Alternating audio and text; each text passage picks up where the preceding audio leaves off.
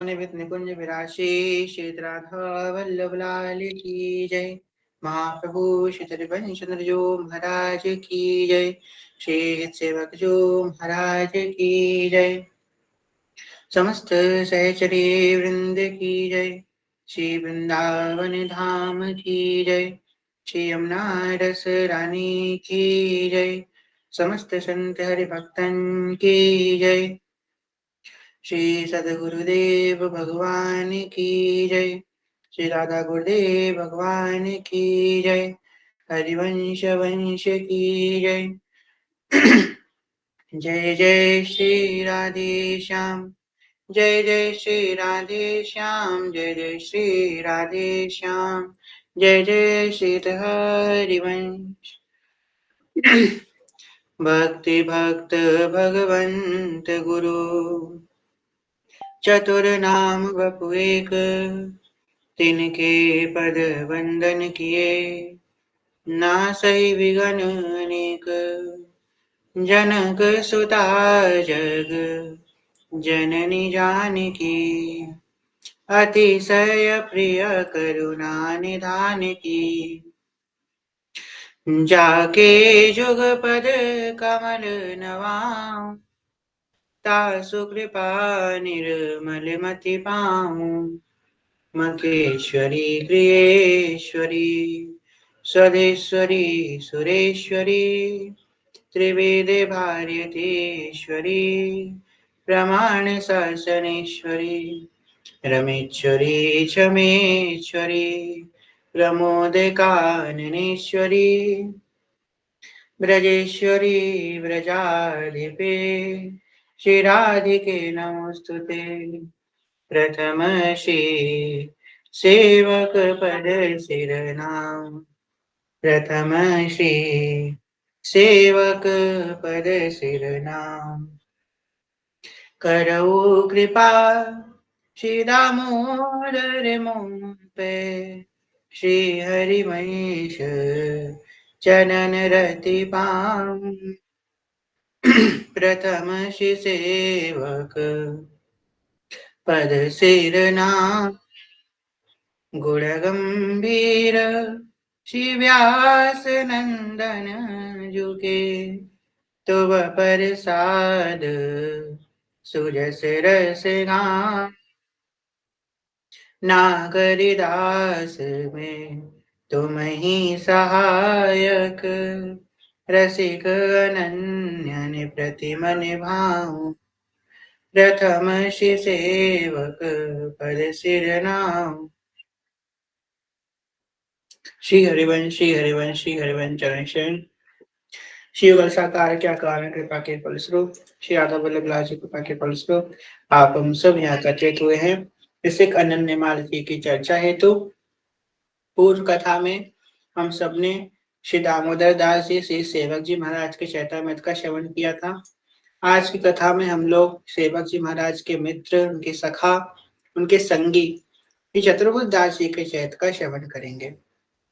इस प्रकार हमने श्रवण किया कि जब महाप्रभु जी के जस के बारे में पता लगा कि दामोदर दास जी निमग्न हो गए हरिवंश नाम में और शेतजू ने उन पर कृपा करी, उनको दीक्षा प्रदान करी। उसके उपरांत श्री चतुर्भुज दास जी महाराज वृंदावन की तरफ ओर आ गए और श्री वंजन महाप्रभु से उन्होंने दीक्षा प्राप्त करी।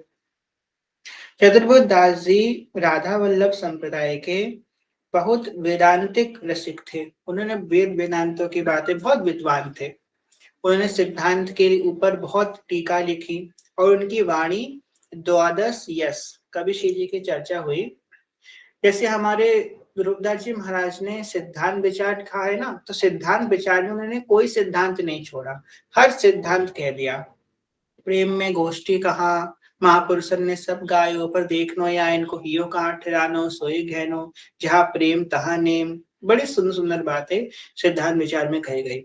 ऐसे ही समझ लिए सिद्धांत विचार की और विस्तृत व्याख्या श्री चतुर्भुज दास जी ने अपनी वाणी द्वादश यस में करी है। उन्होंने द्वादश छंदों के रूप में सिद्धांत को प्रचारित किया है। कवि श्री जी कृपा है तो उसकी चर्चा भी हम लोग करेंगे कुंज में। तो बड़े सिद्धांत की स्थापना के लिए बहुत विद्वान थे। उनका स्वभाव था कि उन्होंने अपने जीवन का एकमात्र यही लक्ष्य बनाया था कि नित श्री हरिवंश को नाम कहो, हरिवंश उपासक संग रहो, कछु साधन और नहीं तिनके, सुख संपत्ति दंपति जूझ इनके। उनके जीवन का एकमात्र उद्देश्य था कि स्वयं हरिवंश का नाम कहना और दूसरों से हरिवंश नाम कहलवाना, हरिवंश नाम खूब जपना और हरिवंश नाम का खूब प्रचार करना। वस्तुतः यही सही साधन है। जिस साधन का हम अच्छे से खुद अनुसरण करेंगे वही हम दूसरों को उपदेश कर पाएंगे। जिसका अनुसरण हम खुद नहीं करेंगे, उसका उपदेश करने जाएंगे तो जो कुछ हमारा बन रहा है वो भी खत्म हो जाएगा और दूसरे के हृदय में भी यश प्रकट नहीं होगा, उल्लास प्रकट नहीं होगा। किसी भी चीज का प्रचार करने के लिए हमको भगवत शक्ति चाहिए, वो प्रताप चाहिए, वो तेज चाहिए भक्ति का। जब तक वो हमारे स्वयं के अंदर नहीं होगा तब तक हम दूसरे को नहीं जला सकते। एक बुझे हुए दिए से दूसरे दिए में अग्नि नहीं लग सकती। अगर खुद दिया जल रहा होगा तो उसकी लौ से दूसरे दीपक जलाया जा सकता है। अब अगर एक दिया खुद ही नहीं जल रहा है तो दूसरा दिया कैसे जल जाएगा उससे? पहले हमें खुद जलना पड़ेगा। तात्पर्य यह है कि पहले हमें खुद अच्छे से भजन करना पड़ेगा, तो हम दूसरों को उपदेश देंगे। चतुर्भुज दास जी टोली के संग, अपने संग संतों की टोली रखते थे और जहां तहां भ्रमण करते थे। एक बार की बात है, भ्रमण करते करते उनके निज के ठाकुर श्री मुरली मनोहर जी, जो आज भी आपको गणा में विराजमान मिलेंगे, ठाकुर श्री मुरली मनोहर जी, उनकी सेवा करते थे। जहां जाते थे अपने ठाकुर मुरली मनोहर और संतों की पंगत लेकर के संग में चलते थे। एक बार पहुंचे एक ग्राम में, संध्याकालीन समय हो रहा था, सूर्यास्त की तरफ था। कोई ठहरने की जगह चाहिए थी, तो आसपास पूछा कि भाई यहाँ पे कोई ठहरने की योग्य स्थान है, ठाकुर जी को विराजमान करेंगे, हम सब संत लोग भंडारा करेंगे, कीर्तन करेंगे। तो एक माली ने कहा कि हाँ है तो स्थान, पर थोड़ा अनुचित स्थान है। तो बोले क्या है? बोले पास में एक बगीचा है, ये बगीचा में आप रह सकते हो, बड़ा रमणीय स्थान है, परंतु यहाँ पे बहुत से प्रेत निवास करते हैं और बहुत भयानक प्रेत रहते हैं। इतने भयानक प्रेत रहते हैं कि इस रास्ते से, इस मार्ग से कोई व्यक्ति जाने से भी डरता है। चतुर्बोध दास जी हंसे और बोले अब तो हम यहीं पे रुकेंगे। श्री राधा मुरली मनोहर ठाकुर को वहां विराजमान किया, उनकी सेवा प्रारंभ करी। संध्या का समय था, नाम वाणी जहां और श्याम श्यामा तहां। राग गौरी का गान किया, संध्याकालीन राग है। वृषभानु नंदिनी मधुर कलि गावे, वृषभानु नंदिनी मधुर कलि गावे। इस प्रकार गान कर रहे हैं, ठाकुर जी की आरती करी, कीर्तन किया खूब। श्री वंचन श्री कृष्ण चंद्र श्री गोपीनाथ श्री मोहन नाद बिंदु परिवार रंगीलो। इस प्रकार शाम के समय हमारे यहाँ जब संध्या आरती होती है उसके बाद रसिक नाम ध्वनि, रसिक नामावली का गान किया जाता है। उसके बाद खूब कीर्तन हुआ। कीर्तन के प्रभाव से क्या हुआ? हरे नाम हरे नाम हरे नाम एव केलवम कलावेर नास्ते व नास्ते नास्ते व गतिरन्य था। भगवान के नाम के प्रभाव से क्या हुआ? हरि नाम के प्रभाव से, हरिवंश नाम के प्रभाव से क्या हुआ? जितने वहां प्रेत थे सबका उद्धार हो गया। नाम संकीर्तनम यस्य सर्व पाप प्रणाशनम। जितनी भी योनियां ना इस जगत में वो पाप जनित हैं, कुछ ना कुछ पाप किया है तभी इस योनि में हम हैं। चाहे मनुष्य हो, चाहे कोई पशु हो, चाहे कोई पक्षी हो, चाहे कोई जीवाणु भी क्यों ना हो, और प्रेत भी एक योनि है। बस फर्क ये है कि कितना पाप किया है। ज्यादा पाप किया है तो प्रेत योनि, उससे थोड़ा कम किया है तो ये योनि, और बहुत कम पाप किया है तो मनुष्य योनि। मतलब हमारे पाप क्षय हो चुके हैं। इतना भुगतने के बाद अब हर कोई 84 में नहीं भटकता है। 84 लाख योनि है, पर अगर आपने थोड़ा सा भी पुण्य किया है तो आपकी एक दो योनि बच जाती हैं। जैसे कि अगर कोई व्यक्ति अपने जीवन में एक बार भी कथा में चल के गया है, कथा सुनने जा करके, तो वो छिपकली कभी नहीं बनेगा, छिपकली की योनि उसकी बच जाएगी। जिस व्यक्ति ने दीपावली की रात को जागरण किया है वो उल्लू नहीं बनेगा। जिस व्यक्ति ने कभी भी एक बार भी एक भी एकादशी का व्रत किया है, वो जितनी भी नाली नाली के कीड़े वाली योनियां होती है उससे वो मुक्त हो जाएगा।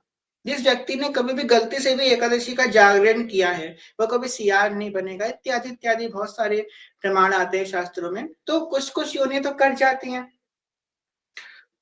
पर सब योनि नहीं कटती है, तो जितनी नहीं कटी उतनी भोगी, पाप क्षय हुआ, उसके बाद मनुष्य जीवन मिला। अब मनुष्य जीवन क्या है, ये भुगतने के लिए नहीं मिला है हमको कि हमको हमने जो कार्य करा है पुण्य, वो पाप है पुण्य से भुगते। अब ये योनि मिली है नया नवीन कर्म करने के लिए। ये तो पाप करेंगे या तो पुण्य करेंगे। अब पाप पुण्य जैसा करेंगे तैसा उसका परिणाम होगा। खैर कथा में आते हैं। तो प्रेत बड़े दुखी थे, और प्रेत जो योनि होती है तो दुखद योनि होती है।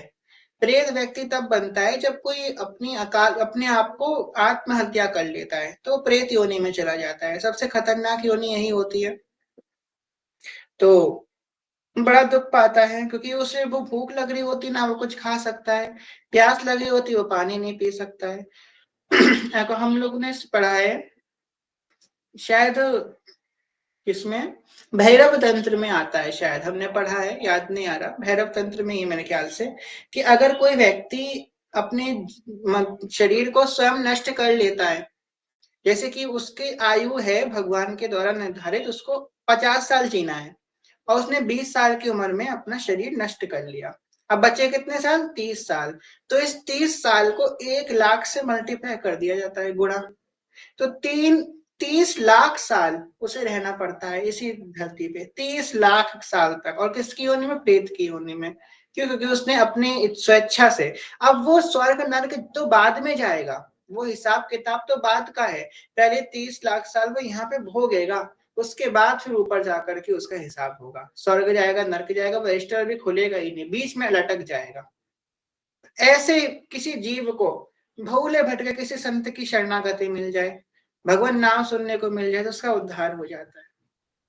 3 प्रकार के बताए गए हैं, प्रेत, पितृ और बासुक। प्रेत कौन, ये तीनों जो है अधोगतियां हैं, पितृ भी कोई अच्छी गति नहीं है। प्रेत वो है जो उन्होंने अपने शरीर को नष्ट कर लिया आत्महत्या इत्यादि से। पितृ वो बने हैं जैसे कि जो घर के बड़े बूढ़े हैं, या कोई भी व्यक्ति है जिसकी जिसकी अपने आप मृत्यु हुई, और फिर उसके मन में कुछ इच्छाएं थी जो पूर्ण नहीं हुई। मन में बहुत सारी इच्छाएं थी कि मैं ये करूंगा वो करूंगा, अपने लिए किसी और के लिए भी, कि मेरा मेरा पुत्र ऐसा हो जाए, या मेरी पुत्री ऐसी हो जाए, मेरा पौत्र ऐसा हो जाए। इच्छाएं थी मन में पर पूर्ण नहीं हुई, तो वो कौन बनेगा, वो पितृ बनेगा। प्रेत हम लोगों ने सुन लिया। वासुक कौन बनेगा, जिस व्यक्ति की माँ के गर्भ में मृत्यु हो जाएगी, वो वासुक बन जाएगा, उसकी भी मुक्ति नहीं है। तो 3 लोग हैं, और तीनों जो है निम्न कोटि की योनियां हैं। पितरों को तब भी थोड़ा सही माना जाता है क्योंकि इनको पूजनीय बताया गया है। खैर ये 3 योनियां हैं, तीन तीन योनियां ही दुख देने वाली हैं। क्या हुआ, प्रेतों ने सुना, हरि नाम का कीर्तन सुना, और ठाकुर जी की आरती के बाद जब उन्होंने जल का प्रक्षालन किया, इसलिए हमारे संप्रदाय में जल का प्रक्षालन किया जाता है, जहां जहां तक वो जल की छींटे गई, तहां तहां जितने भी प्रेत विराजमान थे सबकी मुक्ति हो गई, सब भगवत धाम को चले गए। जब कोई भक्त अपने आह्लाद होके खूब जोर जोर से संकीर्तन करता है, जो संकीर्तन के शब्द जहां जहां तक जाते हैं, वहां वहां तक जो कुछ जीवात्माएं होती है उनकी मुक्ति हो जाती है। जब कोई संत कीर्तन में आह्लादित होकर के नृत्य करता है, तो जब वो अपने चरण भूमि पटकता है, तो भूमि वसुंधरा जो है, भूमि का जो बोझ है वो कम होता है। जब कोई भक्त अपने दोनों हाथ उठा करके नृत्य करता है संकीर्तन में, तो दशों दिशाओं से आने वाले अमंगल रुक जाते हैं। अब जैसे कि हाथ उठा के रोक, जैसे कि हाथ ऊपर करके करता है, जिस जिस दिशा में उसके हाथ जा रहा है उस दिशा से अमंगल जो आ रहे होते हैं, जो बुरे कर्म आ रहे होते हैं, वो वहीं ठहर जाते, वहीं रुक जाते। इतनी महिमा है भक्त की।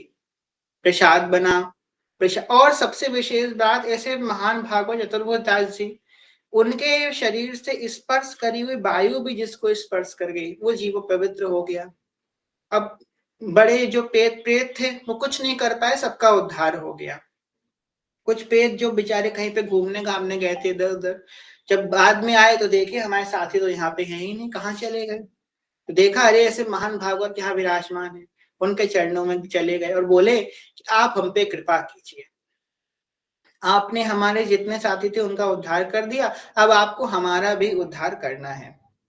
तो वो बोले कैसे आपका उद्धार होगा? तो बोले यहाँ पे एक गड्ढा बना लीजिए, उसमें आप सब जो है संत जन अपना अपना चरणामृत उसमें डाल दीजिए।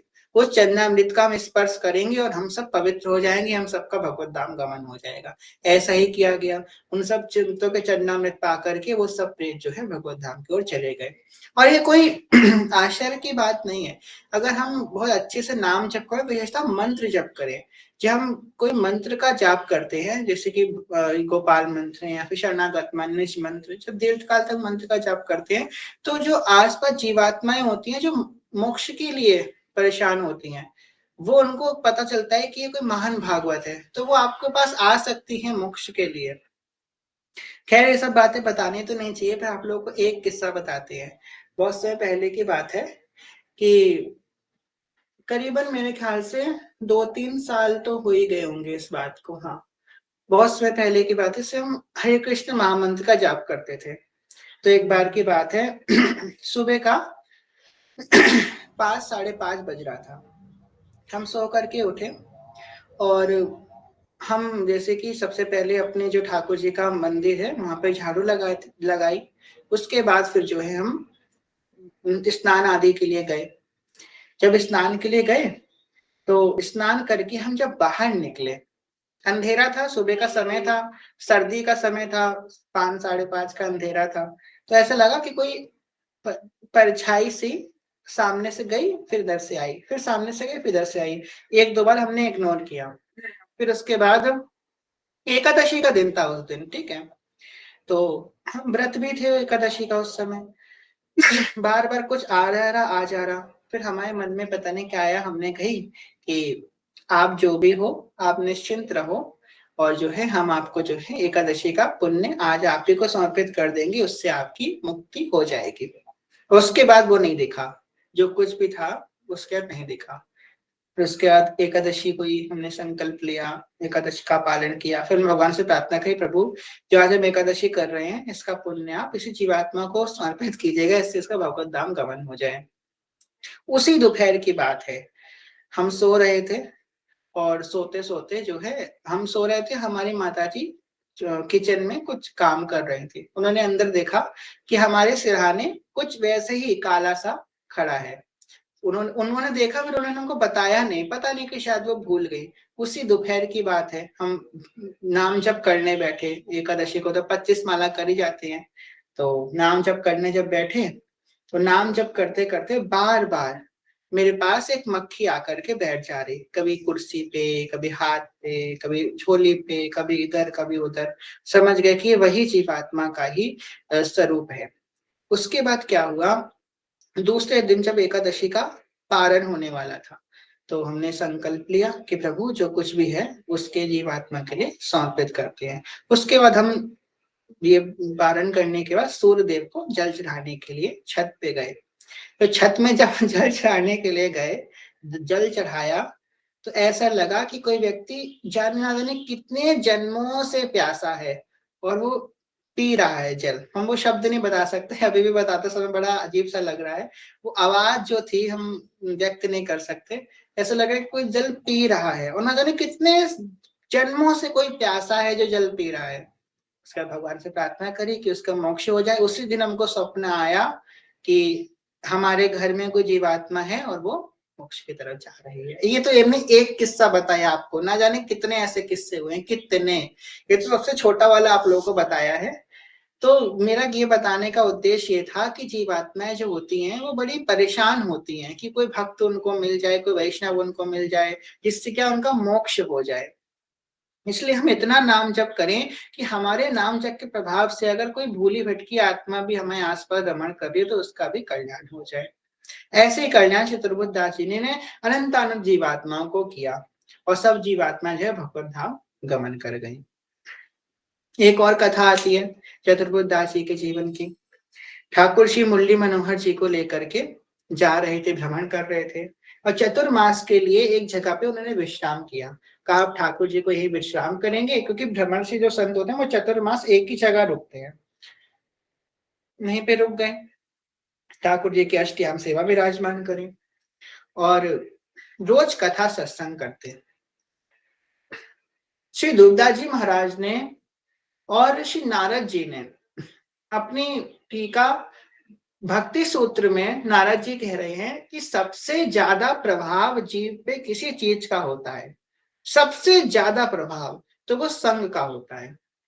हम जैसे बने हैं, हम जैसे बनेंगे, बने हैं और बनेंगे, इसका 98% जो प्रभाव होता है वो हमारे संग का होता है। हम जैसा संग करेंगे वैसे ही बन जाएंगे, आगे भी वैसे ही बनेंगे। संग का प्रभाव बहुत बहुत ज्यादा विशेष होता है। परंतु इसमें एक बात है कि कुसंग का प्रभाव जल्दी आता है जीव के अंदर और सत्संग का प्रभाव धीमे से आता है, क्योंकि कलयुग है। कलयुग में पाप की प्रधानता है। अगर हम कुसंग करेंगे तो उसका प्रभाव हमारे जीवन में बहुत जल्दी तुरंत दिख जाएगा। हमारे तो विचार तुरंत अपवित्र हो जाएंगे, मन अपवित्र हो जाएगा। थोड़ा सा भी हम चुगली कर लेंगे, थोड़ा सा भी कुसंग कर लेंगे तो। परंतु हमने सत्संग करेंगे तो दीर्घ काल तक एक रस सत्संग करने के बाद हमारा मन पवित्र होगा। ये प्रभाव है, इसलिए सत्संग बहुत आवश्यक है। तो नित्य सत्संग करते। वहीं पास में नगर में एक चोर था जो एक साहूकार के यहाँ से चोरी करके आ रहा था। सिपाही, राजा के सिपाही उसके पीछे लगे हुए थे। बेचारा बड़ा भयभीत, कहाँ बैठे आकर के।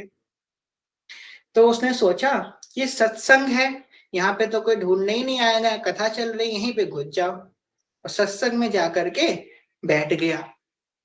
सोचा अब तो मुझे यहाँ पे कोई ढूंढ नहीं पाएगा, और हुआ भी ऐसा ही। राजा के सिपाही ने सोचा यहाँ पे क्या ढूंढने आया भैया, यहाँ पे तो कथा सत्संग चल रहा है, आगे चले गए, बच गया चोर। वस्तुतः उसने सबसे अच्छी जगह चुनी छुपने के लिए, क्योंकि चोर तो यहीं पे छुप सकता है। यहाँ पे भी बहुत सारे चोर बैठे हैं। सबसे बड़ा चोर तो हमारे ठाकुर जी हैं। चौराष्टकम लिखा गया है भाई ठाकुर जी के लिए। अष्टकम है ठाकुर जी का, उनका उसका नाम है चौराष्टकम। चोरों के हैं ये सिरताज हमारे ठाकुर जी। ना चाहते हुए भी आपको अपनी तरफ आकर्षित कर लेते हैं। चित्त चोर, मदन मोहन, मुनि मन मोहन ठाकुर जी सबसे अच्छे चोर हैं। जो इनकी शरण में चला गया वो उसको देना नहीं पड़ता, ये ले लेते हैं। जैसे बंदर होता है हमारा वृंदावन का, उसे कुछ देना नहीं पड़ता है, लो भैया फल खा लो, वो छीन लेता है, अपने आप ले लेता है। ऐसे ठाकुर जी के सामने जो कोई चला जाता है ना, तो उसे देना नहीं पड़ता, हमारे ठाकुर जी छीन लेते हैं। तो दोगे तो ले लेंगे, और नहीं दोगे तो तुमसे छीन लेंगे, तुम्हारा चित्त हम छीन लेंगे। भाई थोड़ा समय लगेगा, लंबा प्रोसेस है, पर छीन तो लेंगे चित्त। शरण जिसको दे दी हृदय से लगाया, उठा कर जगत से विपिन में बिठाया। जिन्होंने ललित नेह नाता निभाया, उन्हीं व्यास नंदन की जय बोलते हैं। जिन्होंने हमें प्यार करना सिखाया, उन्हीं व्यास नंदन की जय बोलते हैं। छुप गया आकर के। और जब भक्त के मुख से कथा सुनी, प्रथम सुनाओ भागवत भक्त मुखबाणी, और भागवत की कथा करते थे। चतुर्भुज दास जी भागवत को बड़ा प्रेम करते थे, बहुत सेवा करते थे भागवत की, और बहुत विद्वान थे भागवत के। तो भागवत की कथा चल रही थी, ठाकुर जी की यश को सुना, मन परिवर्तित हो गया। भक्त के हृदय से कथा सुनने से मन अपने आप परिवर्तित होता, बलात् परिवर्तित होगा। देखो एक सूपनखा थी, सूपनखा जब गई रावण के सामने, तो उसने सियाजू के रूप का ही तो वर्णन किया ना, कि सियाजू कैसी दिखती हैं। ऐसी हैं सियाजू के चरण, ऐसे हैं, उनका मुख ऐसा है, उनके हस्त कमल ऐसे, उनके नेत्र ऐसे हैं, उनके केश ऐसे हैं। यही तो बताया सूपनखा ने। बस वो सूपनखा है, इसलिए उसके मुख से सियाजू की कथा सुन के रावण के अंदर काम की जागृत हुआ। और वही अगर हम लोग अभी बैठ करके सियाजू की चर्चा करें, धन धन राधिका के चरण, परम कोमल सुखद निर्मल। प्रियाजू के चरण, प्रियाजू के नूपुर, प्रियाजू के हस्त कमल, उनके नेत्र, उनकी अलकावली, उनके हुष्ट, उनका मुखमंडल, उनकी चंद्रिका, प्रिया के अंगों की आइए हम चर्चा करना प्रारंभ करें। महाप्रेम की उत्पत्ति होगी। ये प्रभाव है एक अभक्त और एक अभक्त के मुख से कथा सुनने का। वही बात सूर्पनखा बोल रही है और वही बात हम लोग यहाँ पे कर रहे हैं, पर क्योंकि वो सूर्पनखा है, वो भक्त है, इसके उसके मुख से सुन के प्रभाव हुआ है। और भक्त के मुख से कथा सुन के क्या होता है, स्वतः अपना हमारे अंदर प्रेम की उत्पत्ति होती है।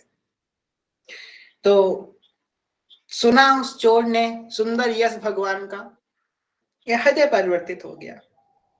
अंत में चतुर्वेद दास जी ने बोला कि जो जीव भगवान का शरणागत हो जाता है उसका नया जन्म, नवीन जन्म हो जाता है। तो सोचा ना जाने मैंने कौन कौन से पाप किए हैं, और यही वास्तविक प्रायश्चित है। कथा सुनने के बाद, भगवान के भक्तों का संग करने के बाद, सत्संग करने के बाद जो पापी हृदय होता है उसके अंदर सबसे प्रथम बात यही आती है कि मैंने अपना कितना पूरा जीवन व्यर्थ कर दिया। वो सबसे पहले यही सोचेगा कि मैंने अपना जीवन के कितने साल व्यर्थ कर दिए, कितना समय व्यर्थ कर दिया, अब मुझे और व्यर्थ नहीं करना। अब मुझे पता लग गया कि एकमात्र आश्रय भगवान के शरण ही है। मैं कहीं भी चला जाऊं मुझे विश्राम नहीं मिलेगा भगवान के चरणों के सिवा। उसने सोच लिया चोर ने कि अब तो मैं भगवान की शरणागति प्राप्त करूंगा, अपना अब जो जन्म मुझे मिलेगा उसे मैं सार्थक बनाऊंगा, वो पूर्व जन्म तो मेरा बर्बाद हो गया। चतुर्वेद दास जी के पास गया, से बोला कि आप जो है मुझे दीक्षा प्रदान कर दीजिए। तो बोले बिल्कुल कर देंगे। उनसे पूछा कि आप जो कह रहे थे कि नवीन जन्म होगा, क्या ये बात सच है, मेरा नवीन जन्म हो जाएगा ना? तो बोले हाँ हाँ तुम्हारा नवीन जन्म हो जाएगा। उसे दीक्षा प्रदान करी। प्रा प्रसन्न वैष्णव वेशधारी, द्वादश तिलक धारण करा है, कंठ में तुलसी माला है, मुख में हरिवंश नाम है, हरिवंशी हो गया है। चला गया अपने, अब धर्म पूर्वक अपना जीवन यापन कर रहा था। पर कब तक बचता भाई सैनिकों से, राजा के। एक दिन सैनिक उसे पकड़ करके ले गए दरबार में, प्रस्तुत किया राजा के आगे। उसे साहूकार को बुलाया गया। साहूकार बोला हाँ राजा, यही है वो चोर जिसने मेरे दुकान पे डकैती डाली है। राजा ने बोला कि तुम क्या कहना चाहते हो?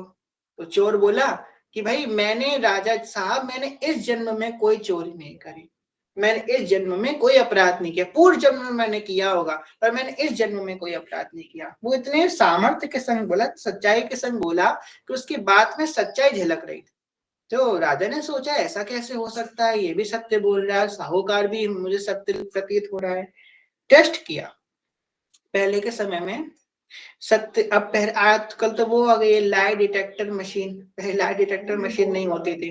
तो पहले के समय में कैसे चेक किया जाता था, जो पीपल का पत्ता होता है, पीपल के पत्ते, जो नवीन नवीन पीपल के पत्ते होते हैं, अभी बारिश के समय पीपल के पतले पतले कोमल कोमल पत्ते निकलते हैं, वो कोमल कोमल छोटे छोटे पत्ते को हाथ में रखा जाता था। उस पत्ते को रख के उसके ऊपर अंगारा रखा जाता था, और जो सौगंध लेता था व्यक्ति कि मैं झूठ बोल, अगर वो झूठ बोलता था तो वो उसका हाथ जल जाता था, और सच बोलता था तो उसका हाथ नहीं जलता था। 7 कदम चलाया जाता था उसको। उसके हाथ में भी पीपल का पत्ता रखा गया, अंगारा रखा है कि उसके 7 कदम चल के दिखाओ। कुछ नहीं जला, कुछ नहीं हुआ। राजा ने सोचा कि ये साहूकार झूठ बोल रहा है। साहूकार के लिए बड़ा कुपित हुआ और मुख से बोल दिया इसको मृत्यु दंड दे दिया जाए। अब क्योंकि चोर के संस्कार पवित्र हो चुके थे, इसलिए उस चोर ने कहा कि मैं कुछ कहना चाहता हूँ। तो बोले हाँ बोलो। बोले राजा साहब मैंने इस जन्म में तो कोई चोरी नहीं करी, पर मैंने पिछले जन्म में इनकी डकैती करी है। तो बोले तो कैसे कह रहे हो पिछले जन्म में? तो बोले मेरी दीक्षा हो गई तो मेरा नवीन जन्म हो गया है, मैंने पिछले जन्म में प्रयास किया, उसके लिए आप मुझे दंड देना चाहें तो दे दें, पर इसको मृत्यु दंड ना दें। ये बात जब राजा ने सुनी, अब चाहता तो वो चुप भी तो रह सकता था, उसका दया भाव उत्पन्न हुआ। एक हितोपासक के अंदर दया भाव स्वतः ही प्रकट होगा। एक होती है बनावटी, आजकल का जो कलयुगी जीव है वो हर चीज बनावटी करने में एकदम प्रवीण है, हर चीज बनावटी कर सकता है। दया भी बनावटी आदमी कर सकता है 4 लोगों को दिखाने के लिए कि देखो हम कितने दयालु हैं। दान भी आदमी बनावटी कर सकता है, धर्म भी बनावटी कर सकता है, पर एक हितोपासक के हृदय में अपने आप स्वतः दया प्रकट होगी और उसे दिखाने की आवश्यकता नहीं पड़ेगी, ना वो लाएगा, अपने आप प्रकट होगी। वो चुप भी तो रह सकता था, पर उसने अपने जान को जोखिम में डाल करके राजा के सामने ये बात कही। राजा उसकी बात सुनकर बड़ा प्रसन्न हुआ।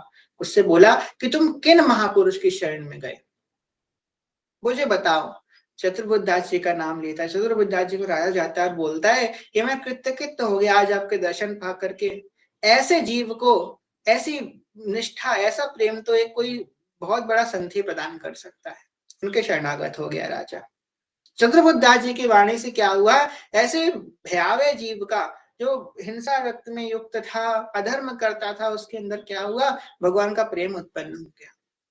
एक और गाथा आती है चतुर्बुद्धदास जी के जीवन में। चतुर्बुद्धदास जी जो है गृहस्थ संत थे, तो उनके बहुत खेती थी। तो एक बार की बात है, उनकी फसल जो है बस उपजाऊ ही होने वाली थी, मतलब कटने को तैयार थी, फसल पूरी पक चुकी थी। संतों की मंडली आई कीर्तन करते हुए। तो जब संतों की मंडली कीर्तन करते हुए आई, देखा भाई पकी पकी फसल है, सबको सुधा लगी थी, भूख लगी थी, सब बोले चलो यही फसल हम तोड़ तोड़ के खा लेते हैं। खेतों में चले गए संत, तोड़ तोड़ के सब फसल खाने लग गए। अब जो फसल की देख रेख करने वाला वहां पे व्यक्ति था, वो उनको रोकने लगा, ये क्यों कर रहे हो, रुक जाओ रुक जाओ। तो वो बोलने लगे किसका खेत है, तो उस व्यक्ति ने बताया चतुर्बुद्धदास जी का खेत है। संतों ने कहा अरे अपना ही खेत है, और उन्होंने खाना प्रारंभ कर दिया। जो देख रेख करने वाला व्यक्ति था वो चतुर्बुद्धदास जी के पास गया, उनसे बोला कि कुछ संत आ गए हैं, खा रहे हैं, मैंने उनको बोला कि आपका खेत है, तो वो बोले अरे ये तो अपना ही खेत है, और खाना प्रारंभ कर दिया। चतुर्बुद्धदास जी ये बात सुन करके मूर्छित हो गए। जब उनको होश आया तो इतने प्रसन्न हुए, उनके चरणों में जाकर गिर गए, संतों के सबसे पहले उनके पास गए, उनके चरण पखारे, उनके चरणों में गिर गए कि मैंने समस्त जीवन का जो कुछ साधन किया वो आज सफल होगा कि संतों ने मुझे अपना कह दिया। संत हमारे मात पिता हैं, संत ही भाई बंधु, संत मिलावे राम से ही, काटे यम के फंद, संतन को देखूं आव तो, मेरे मन में तो यही बड़ो चाव, संतन को देखूं आव तो, बड़े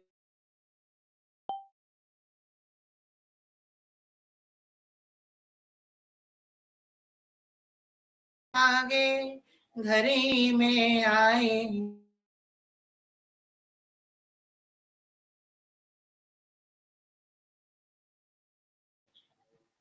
अरे भाई, इन संतों से कहने लगे कि आज मेरा साधन सफल हुआ कि आपने मुझे अपना लिया। ऐसे ऐसे भक्तों के निष्ठ, संत सेवा के निष्ठ एक बहुत बड़ी बात है कि वस्तुतः हम लोग सुनते हैं, पढ़ते हैं और देखते भी हैं सामान्य जीवन में कि हम लोग सुनते हैं कि भाई आप भक्ति करो, जो कुछ करो, पर प्रारब्ध कर्म जो है वो तो आपको भोगना पड़ेगा। जो आपका प्रारब्ध है वो तो भोगना पड़ेगा। परंतु रस प्रबोधिनी में एक बात कह रहे हैं रसिक, कि एक साधन है जिससे आपका प्रारब्ध कर्म भी कर सकता है। एक साधन है, वो साधन है साधु सेवा। संतों की सेवा करने से क्या आपका प्रारब्ध कर्म भी कट सकता है। इतनी महिमाएं सेवा की। इसलिए सबते सेवक धर्म कठोरा, गोस्वामी जी कह रहे हैं सबसे कठोर क्या है, एक सेवक का धर्म है। क्योंकि सेवक को सेवा करते समय किंचित मात्र भी अपने सुख की इच्छा न रख के अपने स्वामी के सुख के लिए समस्त अपना समर्पित करना है। इसे सबसे कठिन एक सेवक का धर्म है। सेवा से क्या हो सकता है, प्रारब्ध कर्म भी कर सकता है। इतनी महिमाएं सेवा की। सेवा कैसे करी जा सकती है, सबसे सहज सेवा, सबसे सहज सेवा क्या हो सकती है संतों की, ये हो सकती है कि हम उनकी वाणी का पठन करें, उनकी वाणी का गायन करें। जिस संत की सेवा आपको करनी है, सेवक जी की सेवा करनी है, सेवक जी ने जो वाणी में जो बात कही उनका हम पालन करना प्रारंभ कर दे, इससे बड़ी सेवक जी की कोई सेवा नहीं होती। ध्रुवदास जी ने जो सेवा कही है, प्रथम नाम हरिवंश हित, रटि रसना दिन रैन, प्रीति रीति तब पाइए, हर वृंदावन नैन।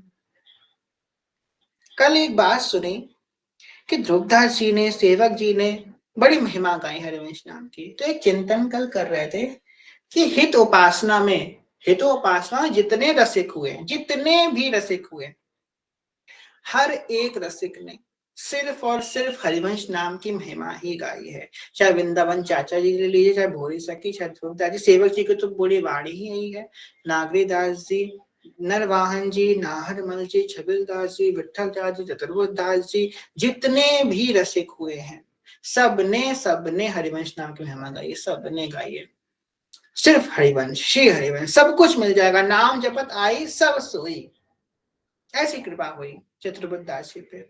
ये बहुत मार्मिक प्रसंग आता है। ये प्रसंग, ये कृपा बस दो ही संतों ने करी है, एक चतुर्बुद्धदास जी ने और एक निम्बार्क संप्रदाय के संत हरिदास हरिदास देवाचार्य जी महाराज ने। एक बार की बात है, भ्रमणशील थे चतुर्बुद्धदास जी। भ्रमण करते करते श्री राधा मोहन लाल जी को लेकर के चल दिए और जाते जाते बहुत रमणीय स्थान पे पहुंचे। एक जंगल था, बहुत सुंदर था। मन में आया कि यहीं पे हम आज रहेंगे, यहीं पे ठाकुर जी की सेवा करेंगे। मुरली मनोहर जी को विराजमान किया। वहां पे पास में एक देवी का मंदिर था। तो देवी के मंदिर का पुजारी कथाचित वैष्णवों के प्रति थोड़ी निष्ठा रखता था। आया, उनका प्रणाम किया, वैष्णव देश उनके मुखमंडल पर विराजमान, उनको प्रणाम किया और बोला कि यहाँ पे एक देवी का मंदिर है पास में, और यहाँ पे नित्य जो है देवी को बलि चढ़ती रहती है। ये स्थान आपके रहने के योग्य नहीं है, आप जो है कहीं और रह लीजिए। यहाँ पे आप रहेंगे तो आपको आपके लिए उचित नहीं रहेगा ये स्थान। तो चतुर्बुद्धदास ने सोचा इस समस्त भूमंडल के अधीश्वर तो हमारे ठाकुर जी हैं, हम क्यों छोड़ के जाएं? जाना हो तो कोई और छोड़ के जाए स्थान, हम तो छोड़ के नहीं जाएंगे, हम तो यहीं रुकेंगे। ठाकुर जी को लेकर के बैठे।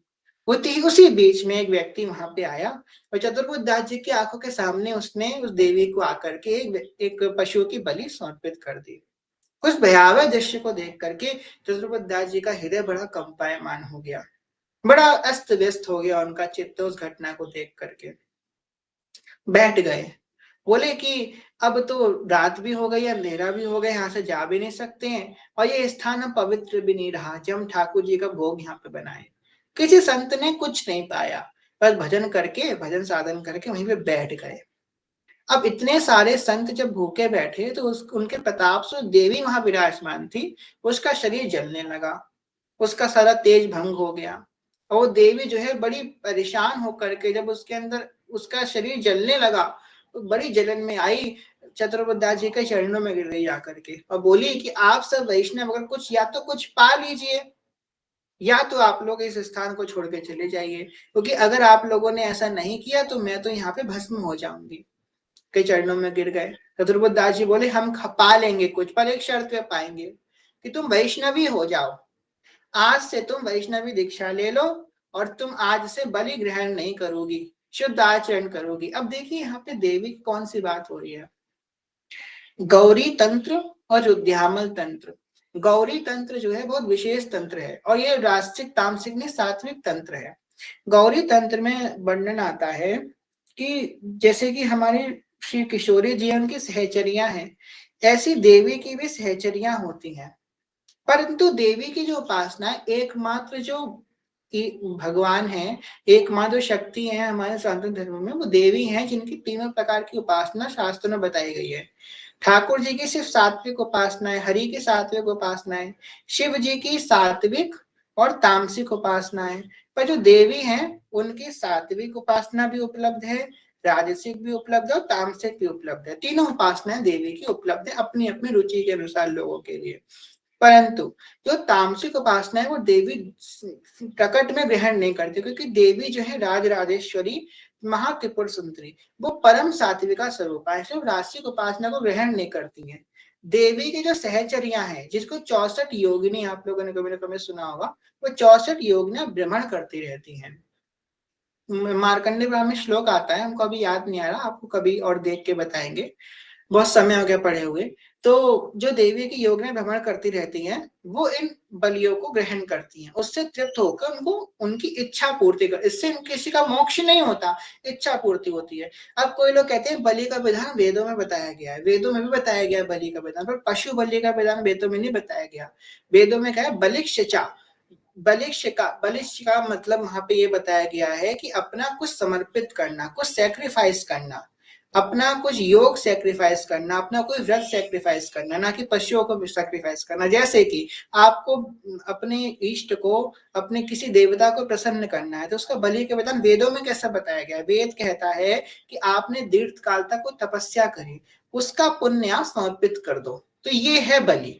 ये नहीं, बलि नहीं है कि किसी अबोध जीव को लेकर के उसको काट दिया। जैसे कि आपने व्रत लिया कि मैं ब्रह्मचर्य का पालन करूंगा 1 साल तक या 3 साल तक, वो आपका व्रत है, और उसका फिर आप समर्पण कर दो, उसको बलि बोला गया। ऐसे किसी ने कि मैं फलाहार लूंगा, मैं जल का उपयोग करूंगा, या मैं इतने सालों तक ये योग करूंगा, ये साधन करूंगा, उसको समर्पित कर देना, ये वास्तविक बलि बताई गई है शास्त्रों में। समय बढ़ता रहा, लोगों ने अपने अपने अनुसार जैसी विधि जाके चित रहो। चेवक जी कहते हैं ना प्रथम प्रकरण में कि भाई जिसके मन में जैसी आई वैसे उसने वेद विधि का पालन किया। तो वही बात यहाँ पे कही गई कि लोगों ने क्या किया, अपने अनुसार, अपने अपने अनुसार वेदों का पालन किया, अपने अपने जो उनकी इच्छा थी वैसा वैसा अपने मनमानी आचरण किया। मनमानी आचरण से वेदों की जो एक्चुअल रीति थी वो सब भंग हो गई। सब जने करही आधुनिक धर्म, वेद विदित जानहि नहीं कर्म, और मन भक्ति का केवल है।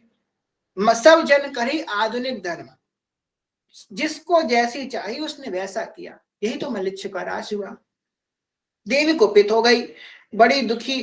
तो देवी ने कहा कि मैं आपकी शरणागति ग्रहण करती हूँ, और देवी ने उसी समय चतुर्वदाची की शरणागति ग्रहण करी, और देवी को उन्होंने हरिवंशी बना दिया। 12 तिलक धारण करके कंठी माला धारण करा दी, और देवी को वो शरणागत मंत्र, राधा वल्लभ का शरणागत मंत्र प्रदान कर दिया। देवी से ये भी वचन लिया था कि आज से यहाँ पे कुछ कार्य नहीं होगा ऐसा उल्टा सीधा। देवी गई राजा के पास, राजा सो रहा था, लात मारी राजा को, और राजा पलंग से नीचे गिर पड़ा जा करके। राजा बोला, अरे देवी क्या हो गया, आज तो तुमको चढ़ाया है आकर के, बलि दिया, आज तुम काय को परेशान हो रही हो? तो बोली, तूने कैसा अधर्म फंसाया, तूने मुझे भी इस अधर्म के मार्ग पे लगा दिया। आज से वचन ले कि कोई यहाँ पे बलि नहीं चढ़ाएगा, और तेरे सहित संपूर्ण ग्राम, पूरा गांव उन चतुर्बुद्धाजी के शरणागत हो जाएगा, उन शरणागति प्रदान करेगा। दूसरे दिन जैसी भोर हुई, राजा सहित समस्त ग्रामवासी आए, चतुर्बुद्धाजी के शरणागत हुए। फिर चतुर्बुद्धाजी ने प्रसाद पाया, तब देवी का ताप शांत हुआ। पूरा ग्राम चतुर्बुद्धाजी का शरणागत हो गया। पूरा ग्राम गान कर रहा है, जय जय राधा वल्लभ श्री हरि वंश, जय जय श्री वृंदावन श्री वन चंद। मेरो प्राण हरि वंश, मेरो जीवन हरि वंश, नैन को तारो हरि वंश, दुलारो हरि वंश। जय जय राधा वल्लभ हित हरि वंश, जय जय हित श्री वृंदावन हित वन चंद। मेरो गुरु हरि वंश, मेरो जीवन हरि वंश, प्यारो प्यारो हरि वंश, दुलारो हरि वंश। जय जय राधा वल्लभ हित हरि वंश, जय जय हित श्री वृंदावन हित वन चंद। जय हो। हितजू के बल से, हितजू की कृपा से चतुर्बुद्धाजी जी ने उस देवी को शरणागति प्रदान कर दी। ऐसी महिमा हितजू के शरणागति की। हरिवंश भरोसे भय निडर, और नित गर्जत सु हरिवंश बल। ऐसी कृपा महाप्रभु जी ने करी से चतुर्बुद्धाजी जी ने पूरे पूरे ग्राम को, ना जाने असंख्य जीवों को उन्होंने उद्धार किया।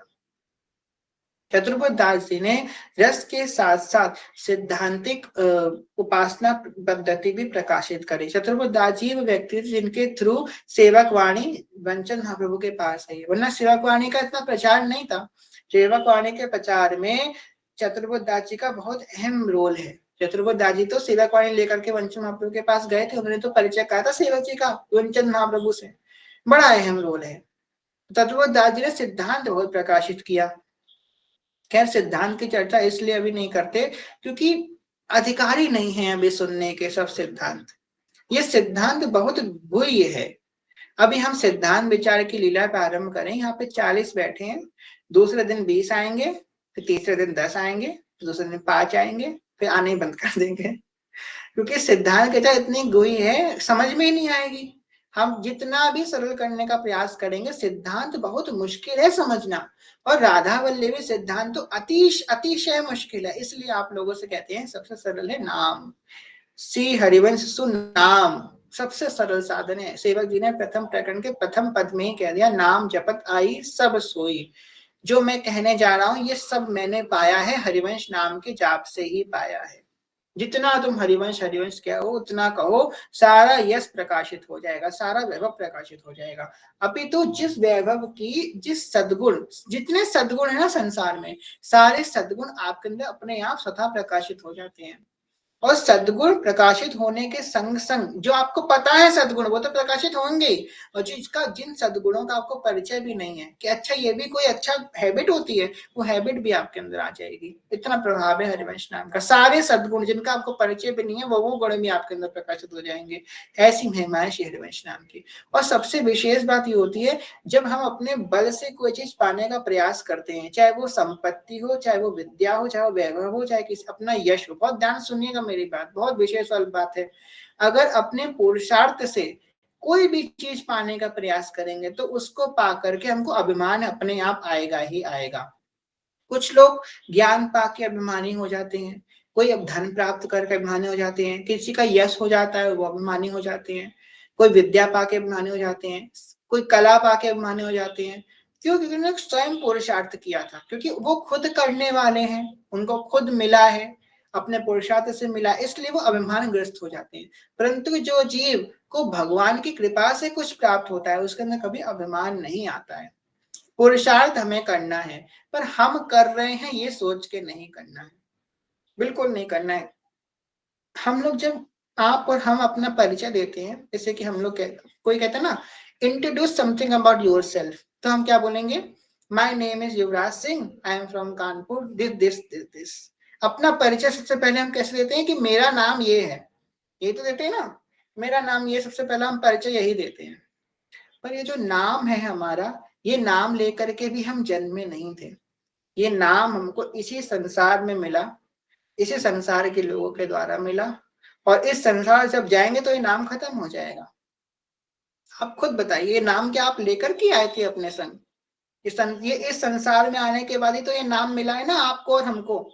जैसे कि हम लोग मैथ्स में एक सॉल्व करते हैं equation, let the equation be X, या मानी संख्या, इसको ये इतना मान लो, तो बस मान लिया गया है कि हम युवराज हैं, कि हम दिव्या हैं, कि हम संध्या हैं, कि हम सिमरन हैं, कि हम अभिनव हैं, कि हम सुनील हैं। ये नाम मान लिया गया है कि हम ये हैं, हम ये हैं, हम ये हैं, पर एक्चुअली में हम ये हैं नहीं। हम कौन हैं? श्री तली जो कृपालु सुनो अब, तुम तो श्रेष्ठ सभी सखियन में। हम प्रिया जी की अली हैं, प्रिया जी की सहचरी हैं, ये संबंध जोड़ने वाले हमारे सदगुरुदेव भगवान हैं। सदगुरु ने मेरी कीनी सगाई, सत्संग में मेरी बात चलाई, उनको बुला के पग फेरे तो करा दो, मुझे श्याम सुंदर की दुल्हन बना दो, मुझे राधा वल्लभ की दुल्हन बना दो। आओ मेरी सखियों मुझे मेहंदी लगा दो, मेहंदी लगा दो, मुझे सुंदर सजा दो, मुझे श्याम सुंदर की दुल्हन बना दो, मुझे श्याम सुंदर की दुल्हन बना दो। हम कौन हैं? ये सब तो टेम्परेरी है। जितनी तालियां हैं, जितने पुरस्कार, जितने संबंध है, सब थोड़े समय के हैं, कोई नहीं रहेगा। जब हम चले जाएंगे ना तो उसके 2 घंटे बाद लोग ये सोचेंगे अब खाना कहाँ से आएगा, कोई रिश्तेदार दे के जाएगा कि मोहल्ले से आएगा, कोई भूखा भी नहीं रहेगा। यहाँ पड़े होगे, आपके 2 कमरे छोड़ के चाय की चुस्कियां ले रहे होंगे लोग, किसी को कोई फर्क नहीं पड़ता आपका, किसी को फर्क नहीं पड़ता। हम सोचते हैं ना ये हो जाएगा, हम चले जाएंगे तो इनका क्या होगा, कोई किसी का कुछ नहीं होगा। 1-2 दिन रोएंगे, चौथे दिन से अपने काम से लग जाएंगे। और 13वीं में तो सब खाएंगे खूब रसगुल्ले गुलाब जामुन। इसलिए भाई किसी की परवाह मत करो, अपनी परवाह करो, अपने सुख की परवाह करो, प्रियलाल के सुख की परवाह करो। एक शब्द को याद रखो, मैं तो अपने मोहन की प्यारी, सजन मेरो गिरधारी। कौन रूप कौन रंग अंग शोभा कहो सखी, कबहु न देखी सुनी छवि वो निराली है। तन मन धन वारी, सावरी सूरत प्यारी, माधुरी मधुर तीनों लोकन ते न्यारी है। मैं तो अपने मोहन की प्यारी, सजन मेरो गिरधारी। हाँ, सजन मेरो गिरधारी, मैं तो अपने मोहन की प्यारी,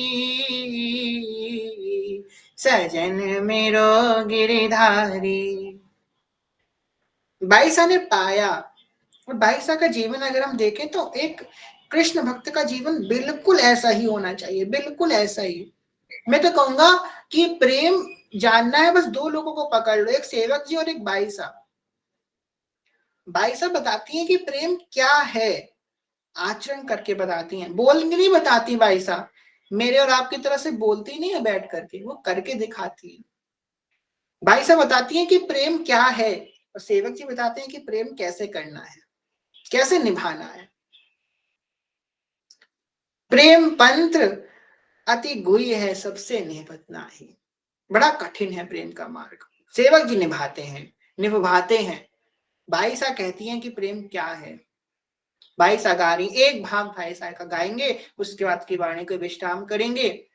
श्री मुरली मनोहर लाल के चरणों में प्रार्थना है, कि चतुर्बुद्धास जी के चरणों में प्रार्थना है कि उनकी तरह हम भी उपासक बने, हमारे अंदर भी हरिवंश नाम की भाव उत्पन्न। एक पद गाएंगे बाईसा का, पद तो बाईसा का पद नहीं है, पर बाईसा का भाव है। बनवारी रे, जीने का सहारा तेरा नाम रे, मुझे दुनिया वालों से क्या काम रे।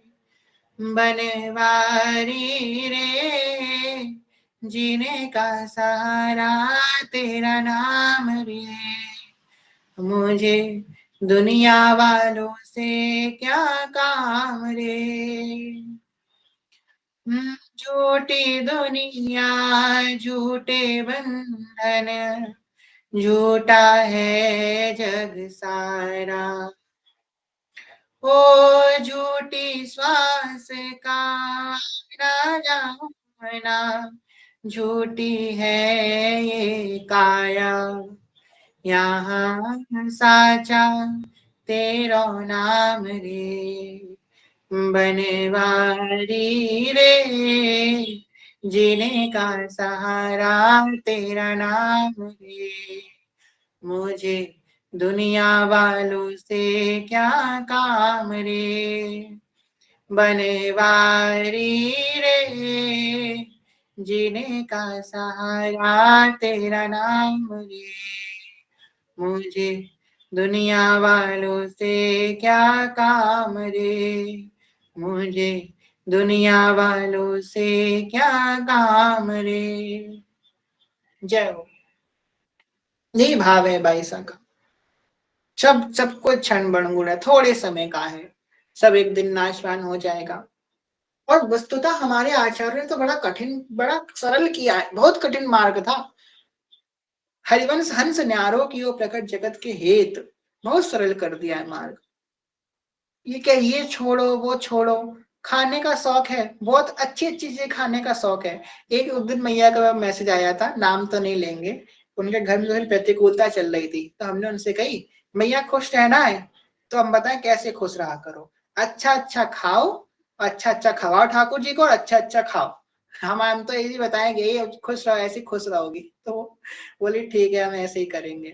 जिसको खाने का शौक है, खूब खूब भैया ठाकुर जी को अच्छा अच्छा खवाओ और अच्छा अच्छा पाओ। जिसको श्रृंगार का शौक है, ठाकुर जी का खूब सुंदर सुंदर श्रृंगार करो, अपना करो ना करो, ठाकुर जी का सुंदर सुंदर श्रृंगार करो। श्री हरिवंश, मेरी आवाज आ रही है क्या आप लोगों को? श्री हरिवंश जी। तो श्रृंगार का शौक है। हमारे गुरुदेव भगवान तो ये कहते हैं ठाकुर जी के सामने जाओ तो अच्छे बन के जाओ, बन ठन के जाओ। ये नहीं तुम फटे पुराने कपड़े पहन के चले जाओ, अच्छे बिल्कुल एकदम बाल उल्टे सीधे हैं, टेढ़ा मेढ़ा मुंह है, धोया नहीं है, ऐसे चले ना। ठाकुर जी के सामने जाओ अच्छे बन ठन के, जो कपड़े हैं उस अच्छे कपड़े, साफ कपड़े पहन के जाओ, अपने अच्छे सज धज के जाओ। ये नहीं अब बहुत मेकअप करके जाओ, नहीं, अच्छे से तैयार होके जाओ, तिलक रचना करके जाओ, इत्र लगा के ठाकुर जी के सामने जाओ, अच्छे लगो उनके सामने, रिप्रेजेंटेबल लगो। अरे यार तुम किसी अच्छे व्यक्ति से मिलने जाते हो, अधिकारी से मिलने तो अच्छे बन के जाते हो ना, मार्केट जाते हो अच्छे बन के जाते हो, मॉल जाते हो अच्छे बन के जाते हो। ठाकुर जी के सामने क्यों तुम एकदम बेकार बन के जाओगे? अच्छे बना जाओ ठाकुर जी के सामने बन के। हम तो हमेशा करके जाओ, जब भी वृंदावन जाओ मेहंदी लगा के जाओ, जब भी वृंदावन धाम जाओ। अरे भाई शादी में जा रहे हैं, ठाकुर जी की भावला में जा रहे हैं, नहीं तो ब्यावला होता है वृंदावन में, अच्छे बन के जाओ जब भी भगवान के सामने जाओ। अरे खाने का शौक है उनके लिए खाओ, नाचने का शौक है उनके आगे नाचो, गाने का शौक है उनके लिए गाओ। अरे गा के तो देखो, उनके लिए गा के तो देखो। सबसे बड़ी साधना है संगीत, बहुत, और बहुत सरल मार्ग है भगवान से जुड़ने का। संगीत बहुत सरल मार्ग है। जो कुछ करना है उनके लिए करो, देखो आपका जीवन अपने आप कृष्णमय हो जाएगा, आपका जीवन हितमय हो जाएगा। हितमय जीवन होने का एकमात्र ही साधन है कि सब चीज में भगवान को जोड़ ले। और रस प्राप्ति का एक बहुत सरल साधन आपको बताएंगे। ये सूत्र आज पकड़ लीजिएगा, आज की कथा में चतुर्बुद्ध दास जी का प्रसाद समझ लीजिए इस चीज को, कि रस प्राप्ति का एक बहुत सरल साधन है अपने गुरु में भगवत भाव हो जाना। जिस साधक का अपने गुरु में भगवत भाव हो जाएगा, उसके अंदर वही रस प्रकाशित हो जाएगा जो उसके गुरु के अंदर चल रहा है, वही मानसिक प्रकाशित हो जाएगी। नाभा जी का प्रत्यक्ष प्रमाण है, नाभा जी के संग यही हुआ। जो व्यक्ति अपने गुरु में भगवान का भाव कर लेगा, गुरु साक्षात परम ब्रह्म तस्मै श्री गुरुवे नमः, और कुछ नहीं साधन करना है, बस भगवान मान लेना है, यही भगवान है, भी हो भगवान, और कोई है नहीं। बस हम ये बस स्वीकार कर लें कि हमारे गुरुदेव ही भगवान है और कोई ठाकुर जी नहीं है। आपके चिंतन नहीं हो रहा, आंखें बंद करके प्याला गुरुदेव का चिंतन कीजिए, अपने आप प्याला प्रकाशित हो जाएंगे। अपने गुरु में जो, और कुछ ना करे, कुछ भी ना करे, बस आग साधक अपने गुरु में भगवत भाव अगर कर लेता है तो वही रस की प्राप्ति उसे हो जाएगी, जो रस उसके गुरु के हृदय में चल रहा है। लिखित हम दे सकते हैं आपको, ये प्रत्यक्ष प्रमाणित और अनुभव की बात हम आपको बता रहे हैं। सिर्फ इतना करने मात्र से, अपने गुरु में भगवत भाव कर लेने से, सबसे सरल साधन है रस प्राप्ति का। क्योंकि रस बहुत मुश्किल से मिलता है, भक्ति मिल जाएगी, आपको धर्म मिल जाएगा, पर रस नहीं मिलेगा। रस का अधिकारी हर कोई नहीं है। जो साधक अपने गुरु में भगवत भाव कर लेगा वो रस का अधिकारी हो जाएगा। एक गुरु में भगवत भाव हमेशा रखिएगा, और दूसरे आचार्यों में कभी द्वेष भाव मत रखिएगा। जैसे हमारे बाबा हैं, जय जय हैं, हित अमरीश जी महाराज हैं, राधा वाटिक वाले महाराज जी हैं, सब में आपको समभाव रखना है। किसी को ऊंचा नीचा मत मानो कि वो नीचे हैं या वो ऊंचे हैं, बहुत बड़ा अपराध लगेगा। अब हमारे गुरु ही भगवान हैं और हमारे गुरु ही इस रूप में हमारे सामने आए हैं। जिस भी संत के लिए आपके अंदर भावना है, उनको उनके अंदर भी अपने गुरुदेव का ही दर्शन करो। सब संत गुरुदेव हैं, व्यासी की यह रीत। व्यास जी कह रहे हैं ना कि व्यास जी की तो एक ही रीत है कि सब संतों को उन्होंने गुरुदेव बताया है। किसी से द्वेष मत रखो, अपने गुरु में भगवत भाव रखो, आप देखो कितने जल्दी रस के अधिकारी बन जाओगे। जो रस आपको मिल जाएगा तो लोग आप आपके आगे लोग हाथ जोड़ के खड़े हो जाएंगे। सर बता रहे हैं, बस इतना करने मात्र से आपके आगे दंडवत होने लग जाएंगे। इतना अगर कर लोगे, अपने गुरु में भगवत भाव कर लोगे, बहुत बहुत ऊंची बात है। आज के भाव में विश्राम करते हैं। कहने सुनने कोई भूल चुके क्षमा करेगा, सभी से प्रेम में ज्ञान भक्ति बहुत छोटे हैं, कोई भूल चुके क्षमा कर, सभी के चरण दंड प्रणाम। वाञ्छकल्पतरुभ्यश्च कृपा सिन्धुभ्येव च पतितानां पावनेभ्यो वैष्णवेभ्यो नमो नमः। जय जय श्री नवनिवेद निकुंज विराशी क्षेत्र राधा वल्लभ की जय। महाप्रभु श्री हरिवंश चंद्र जो महाराज की जय। श्री सेवक जो महाराज की जय। समस्त सहचरी वृंद की जय। श्री वृंदावन धाम की जय। श्री यमुना रस रानी की जय।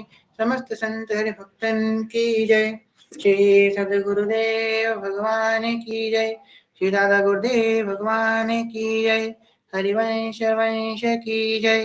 जय जय श्री राधे श्याम, जय जय श्री राधे श्याम, जय जय श्री राधे श्याम, जय जय श्री हरिवंश। श्री हरिवंश श्री हरिवंश श्री हरिवंश चरण शरण। जय श्री हरिवंश। प्रेम लिख दीजिए श्री हरिवंश चरण शरण श्री हरिवंश चरण शरण श्री हरिवंश चरण शरण। जय श्री हरिवंश। श्री हरिवंश, आप में किसी का कोई प्रश्न है तो हैंड रेज कर दीजिए, वरना आज की कथा को विश्राम करेंगे। आप लोगों से एक बात और है, आप लोग कथा संबंधित प्रश्न क्यों नहीं करते हैं? कई दिनों से मेरा पास कोई प्रश्न नहीं आ रहा कथा संबंधित। आपको सब समझ में आ गया? क्योंकि कथा के संबंधित प्रश्न अगर आप कर रहे हैं तो इसका मतलब ये है कि आपने अच्छे से सुनी है। अच्छे से सुनी है तो ये प्रश्न आएगा, अगर अच्छे से नहीं सुनी है तो मतलब प्रश्न ही नहीं आएगा। अगर अच्छे से कथा सुनी है तो प्रश्न जरूर आएगा कि ये बात आपने कही, इसका तात्पर्य क्या है, या इसका और अच्छे से एक्सप्लेन कीजिए। तो भैया सुना कीजिए अच्छे से। श्री हरिवंश जी। श्री हरिवंश पूजा कुमारी सखी, आपका क्या प्रश्न है? श्री हरिवंश जी श्री हरिवंश।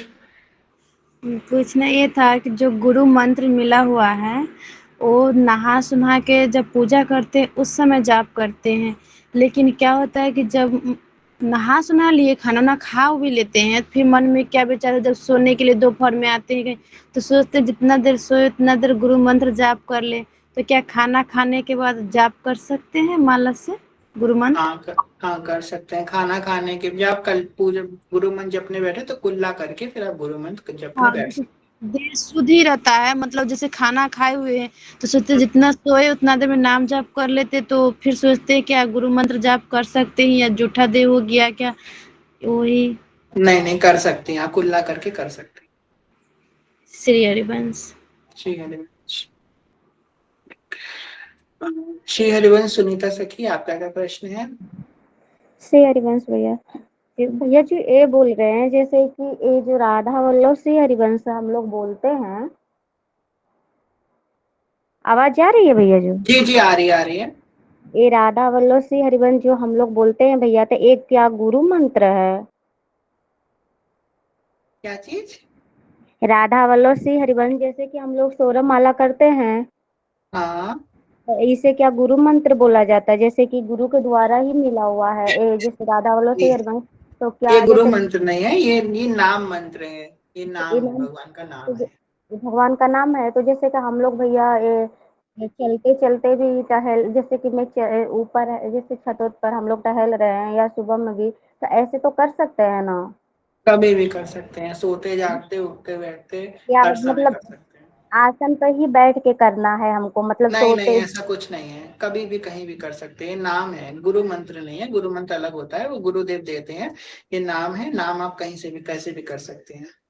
नहीं, मैं निंदा नहीं कर, वो जैसे ना हम कभी आपका कभी कथा नहीं होता है तो मैं ऐसे सुनती हूँ ये 10 बजे का कथा, तो कल भैया वो प्रश्न लिए थे, तो इसे हम्म बोल हम ना जैसे कि बोल रहे थे, प्रश्न सबको लिए थे कल, तो मैंने हम्म। सुना तो उतना तो अच्छा से नहीं सुनाई दिया, लाइन कटती जा, तो फिर भी बोल रहे थे कि ये हम मतलब सोकर बैठ कर चलते नहीं कर सकते हैं, क्योंकि हम आसन पे ही बैठ के कर सकते हैं, तो हमने सोचा कि हम प्रश्न पूछेंगे नहीं भैया से। नहीं उन्होंने ऐसा नहीं कही थी। कल की कथा में हम भी वहीं पे थे, रोहित भैया की कथा में।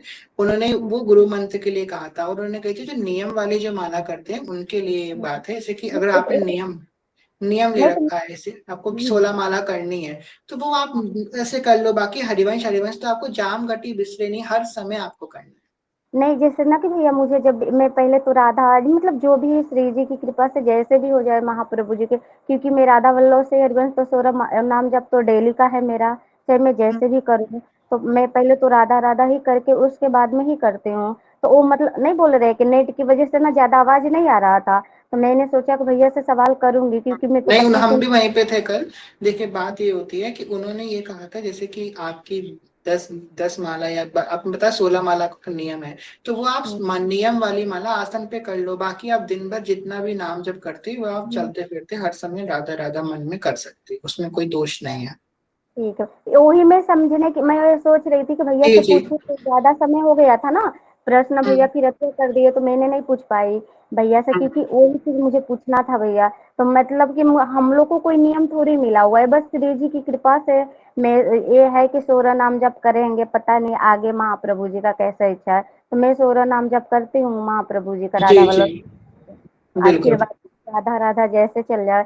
कल एक चीज और है भैया, आशीर्वाद दे दीजिए, मेरे राधे को कल जन्मदिन था, क्योंकि कथा भी नहीं हुआ, मैंने बोल भी नहीं सकती। आशीर्वाद तो देखिए हम देने के योग्य बस नहीं है, पर हम श्री इसलिए जी से प्रार्थना करते हैं कि कहिए कुछ कि नहीं हो।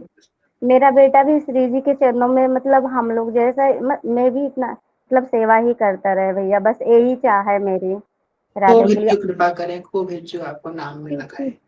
हाँ, श्री जी चाहे कि मेरा बेटा को मतलब बस ऐसे ही जैसे हम लोग कर रहे हैं, मेरे से भी आगे जावे। श्री हरिवंश जी जी भैया। जी जी, श्री हरिवंश श्री हरि। श्री हरिवंश भैया। जी, श्री हरिवंश सूची सखी, सूची अवस्थी सखी, आपका प्रश्न है। जी, श्री हरिवंश सखी, जी श्री हरिवंश। मेरा प्रश्न ये है सखी कि राधा वल्लभ लाल का शयन कैसे करवाएं? आपके घर में युगल है? छवि सेवा, मतलब राधा वल्लभ लाल की छवि सेवा में एक छोटी छवि है, उसमें गुरुदेव और राधा वल्लभ लाल साथ में है, तो मतलब वही छवि शयन करवाएं कि मतलब बड़ी वाली करवाएं कि हरिवंश चंद्र को भी शयन करवाना है? देखिए, अगर आपके पास शैया है तो उस हिसाब से आप कीजिए, बाकी आप चित्रपट में शयन करवा सकते हैं। आप पत्रावली करती होंगी ना चंदन से रोज ठाकुर जी की। तिलक लगाते हैं। पत्रावली करने का प्रयास कीजिए, थोड़ी सी पत्रावली किया कीजिए, ठीक है। जी जी।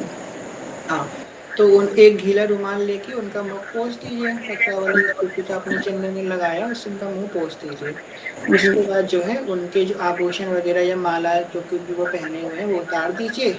हाँ, वो उनके तो उतार पास, देते हैं। हाँ, उनको दूध का भोग लगा करके थोड़ी देर उनके पास चवल ढुला के या पंखा ढुला करके धीमे धीमे उनको जो है शयन के पास सुनाइए जो अष्टयाम में है। जी, ऐसे आप शयन करवा सकते सुनाते हैं सके, मतलब ये है कि मतलब गुरुदेव है और राधा वल्लभ लाल तो एक में हैं, तो उनका तो शयन हो जाता है, और महाप्रभु का भी करवाना है क्या? हैं।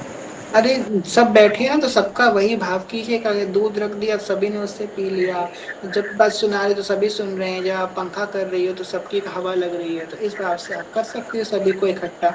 हाँ, जज ने बोला था कि मतलब छोटी छवि छवि है, उसी को करवा दीजिए शयन, लेकिन हमारे हाँ। मन में ये चलता कि महाप्रभु बचे हैं, इनको भी शयन करवाएं।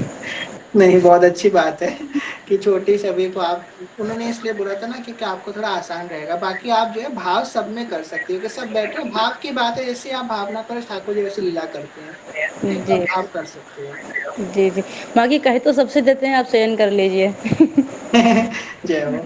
जय हो। श्री हरिवंश सखी। भैया जी, क्षमा चाहती हूँ श्री हरिवंश।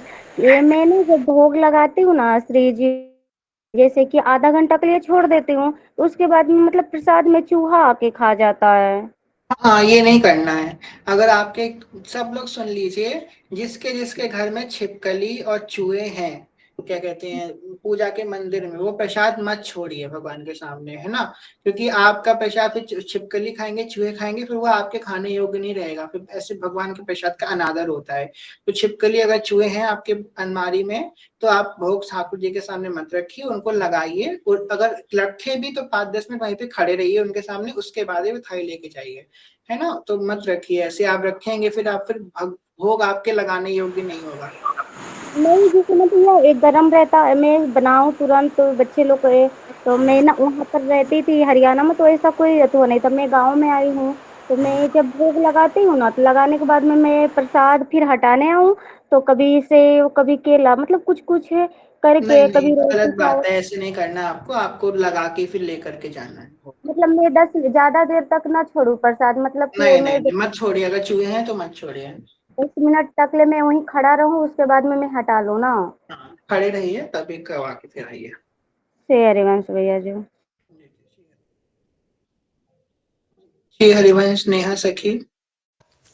श्री हरिवंश भैया, मेरा कोई प्रश्न तो नहीं है आपसे, पर आज जो मैं कथा कथा सुन रही थी ना, तो लास्ट में जो आपने गुरु की महिमा बताई, इतना मन खुश हुआ सुनकर कि मैं अपने वर्ड्स आपको बता नहीं पाऊंगी, क्योंकि जब से मैंने ये दीक्षा ली तो मेरे लिए तो जय जय ही सब कुछ है, उन्हीं में ही मुझे सब कुछ नज़र आता है। तो जब आपने ये लास्ट में उनके बारे में बताया कि उन्हीं में ही अपने सब कुछ देखो जय जय के रूप में, तो मुझे इतना दिल मेरा खुश हुआ, इतना मेरे खड़े हो गए रोंगटे, मुझे इतना अच्छा लग रहा था ना आपके मुँह से ऐसे सुन के। जो मेरी भावना थी मैं अपने कंट्रोल नहीं कर पाई, और मेरे को था कि मैं आपके सामने अपने भाव प्रकट करूं, कि मुझे दिल खुश हो गया आपकी कथा सुन के ना। बहुत अच्छा लगता है आपकी कथा सुन के।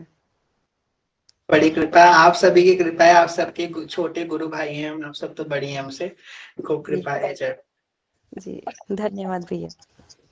श्री हरिवंश। श्री हरिवंश सखी जी, जी, ये बता दीजिए, जैसे श्री जी के लिए जो मतलब मंदिर बनवा रहे हैं हम, तो कैसा बनवाएं? लकड़ी का बनवाएं कि मतलब दीवार में जैसे गुरुदेव के यहाँ अपने यहाँ बना है वैसा बनवाएं? कैसे बनवा सकती हैं? लकड़ी का मंदिर होता है तो उसमें ज्यादा कुछ नियम होते हैं, अलमारी वाला सही रहता है। जैसे अपने गुरुदेव के यहाँ बना है वैसा सोच रहे हैं हम। वैसे बनवा लीजिए, उसमें गुरुदेव के यहाँ पत्थर पड़ा है ना, ठाकुर जी उसमें विराजमान है, पर आप उसमें बाहर से लकड़ी का वो बनवा देना, अलमारी टाइप का फ्रेम, जिससे छिपकली और चूहे अंदर नहीं जाएंगे। जी जी, मतलब जहाँ पर्दा डालते हैं रैक टाइप से। हाँ, जैसे कि आपने अलमारी बनाई, उसके किनारे आप जो है बोनेट से वो लगवा देना फ्रेम, जैसे लकड़ी के दरवाजे टाइप के होते हैं, जैसे पुराने जमाने में अलमारी होती थी ना, उस टाइप की। जी जी जी हाँ, वैसे ही। जी, ठीक है सखी जो, श्री ये हरिवंश। हरिवंश। हाँ, दिव्या सखी पूछ रही है, मंगला सेवाएं बहुत नींद आती है, नींद आलस पर कंट्रोल कैसे करें?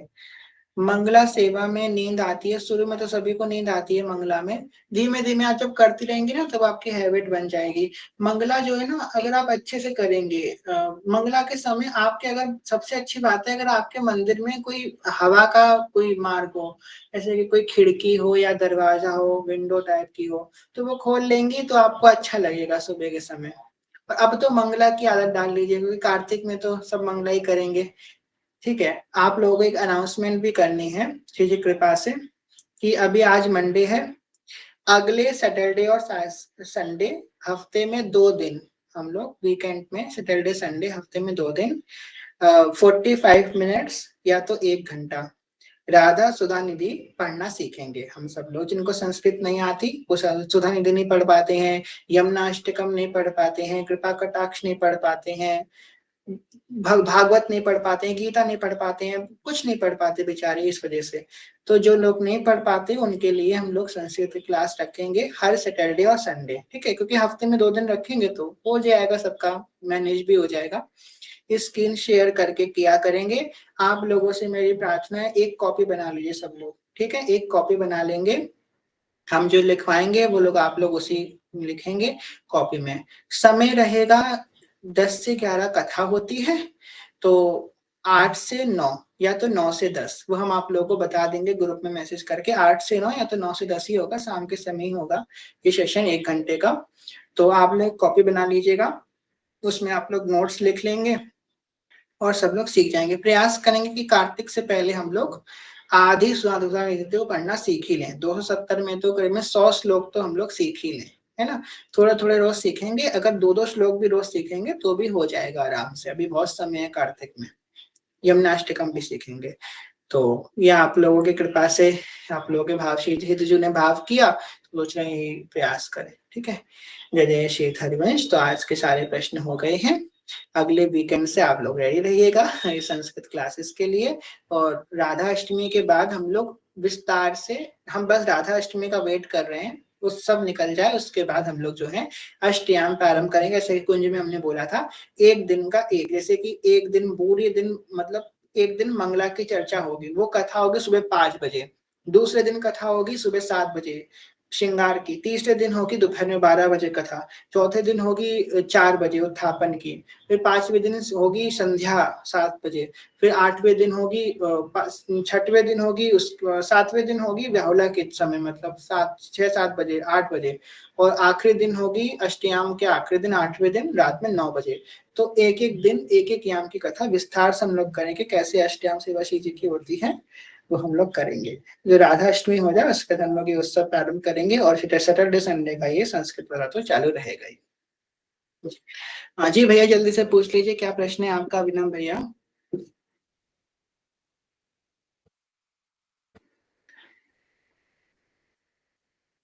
शायद वो टाइप कर रही है।